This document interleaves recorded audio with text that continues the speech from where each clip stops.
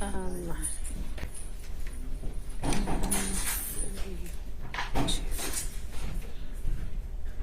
yes, and they've null prossed 40, 43, and 51.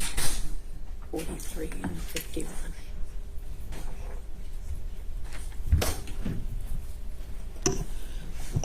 All right, we're back on the record, and I have taken into consideration the state's recommendation, the defense recommendation, the evidence that's been presented.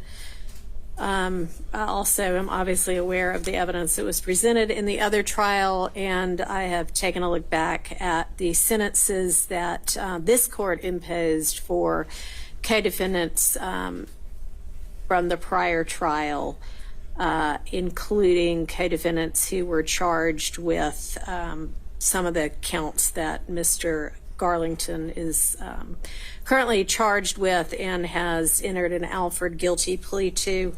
Also taken into consideration his prior record as well as the prior records in the other cases in which this court sentenced. Also, other than one of the sentences imposed by this court in the first trial, the sentences that were imposed were joint recommendations, and I've taken that into consideration as well. The sentence for count 1, which is the RICO count, is going to be 20 years to serve 5, the balance of 15 probated. Count 42, the sentence is 20 years, serve 5, balance probated, concurrent. The sentence on count 1 reduced, I'm sorry, not 1, count 49 reduced to aggravated assault under OCGA 16-5-21. Is that what you said, 21? Okay. Is 20 years to serve 5 with the balance probated, concurrent with the other sentences. And I'll note in that regard that one of the defendants charged with that set of crimes was found not guilty, and 2 others, the state decided to null pros the counts against them. In count 50, the sentence is 20 years, serve 5, balance probated, concurrent.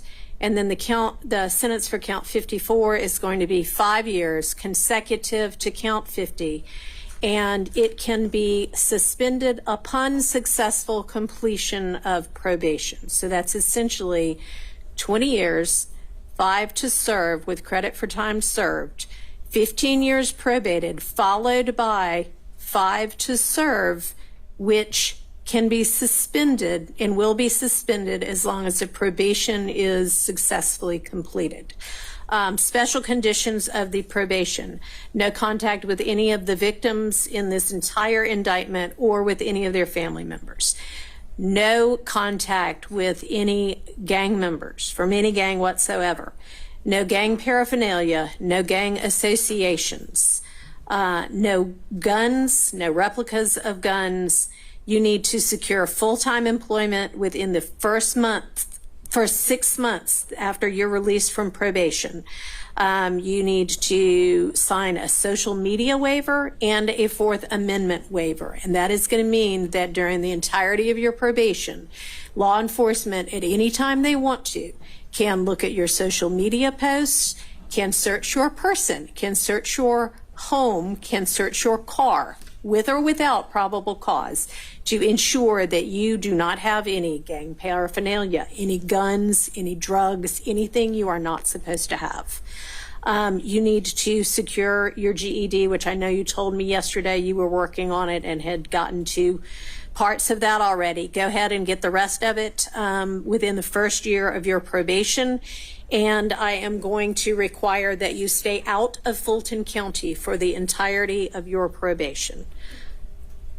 All right, that is the sentence of the court. I hope that, as I have said with the other defendants whom I've sentenced, that this has been an opportunity for you to realize that the direction that your life was going is not a good direction, and that you are determined at this point to turn your life around and make good decisions from here on out.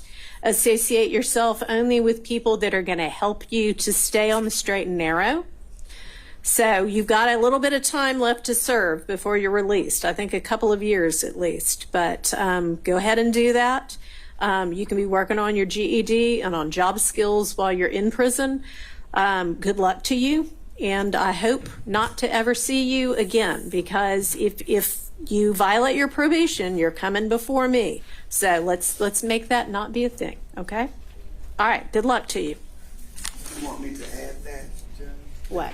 Any violations Back to me, before yeah. you? All right, that